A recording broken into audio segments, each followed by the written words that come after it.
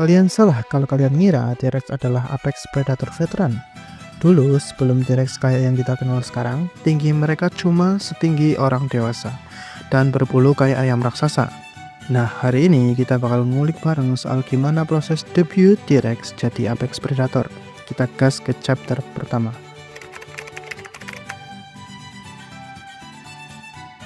Kita lompat mundur ke 125 juta tahun yang lalu di China. Kenalin nih, nenek moyang T-Rex dengan bulu, namanya Dillong paradoxus. Kalau menurut Dr. Steve Bruce dari University of Edinburgh, beliau bilang kalau Dillong ini nunjukin kalau Tyrannosaurus awal itu mulai dari ukuran yang kecil, berbulu, dan berburu rame-rame. Dillong cuma tumbuh dengan panjang 1,6 meter aja, bahkan gak lebih gede dari komodo modern. Tapi bukan berarti mereka bisa diremehkan ya. Mereka udah punya karakteristik Tyrannosaurus, kayak tengkorak yang gede, gigi yang tajam, dan yang paling penting kecerdasan yang lumayan buat ukuran reptil. Jadi gen rajanya udah kelihatan nih. Tersebut. Predator mematikan yang namanya berarti naga kaisar. Dom juga merupakan kerabat jauh Raja Dinosaurus, Tyrannosaurus Rex. Menurut Smithsonian Magazine, Tyrannosaurus awal ini secara esensial kayak serigala lah di zaman mereka. Lebih kecil, cepat, dan berburu rame-rame dengan koordinasi yang brutal.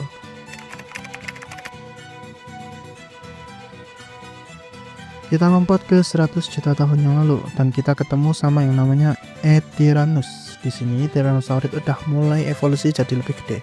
Di fase ini Tyrannosaurus mulai eksperimen dengan strategi baru.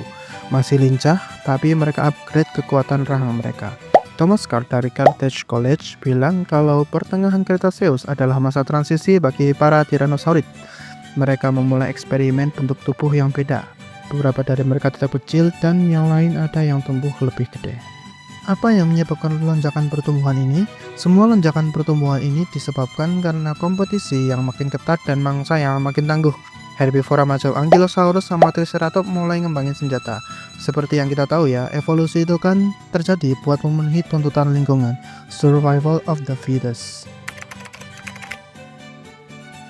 Memasuki 80 juta tahun yang lalu, terjadi evolusi senjata yang epik nih.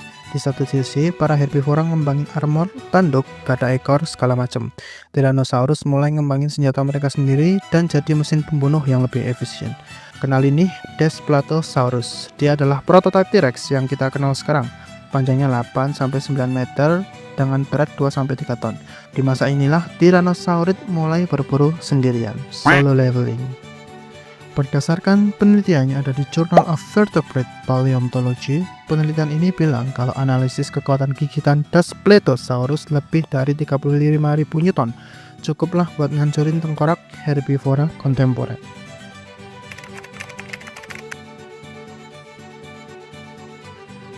Akhirnya kita ke 68 juta tahun yang lalu, lahirlah sang raja, Tyrannosaurus Rex, hasil dari evolusi selama 20 juta tahun yang sempurna. Dari Dillong yang cuma 1,6 meter, dia berevolusi jadi monster yang kita kenal dengan panjang 12-13 meter dengan berat 8-9 ton. Dr. John Hutchinson bilang kalau T-Rex gak cuma gede, secara biomekanik mereka juga optimal. Tengkorak yang gede, lengannya lebih kecil, sama kaki yang kuat. Jadi T-Rex ini punya semua senjata buat jadi pemburu handal.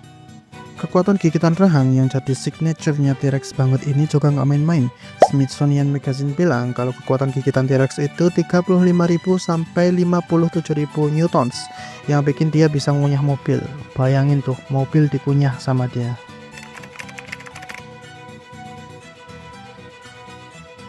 Kalau kita ngomongin seberapa efisiennya T-Rex, nggak usah ditanya deh. Nih, T-Rex punya mata yang tajam buat mendeteksi gerakan.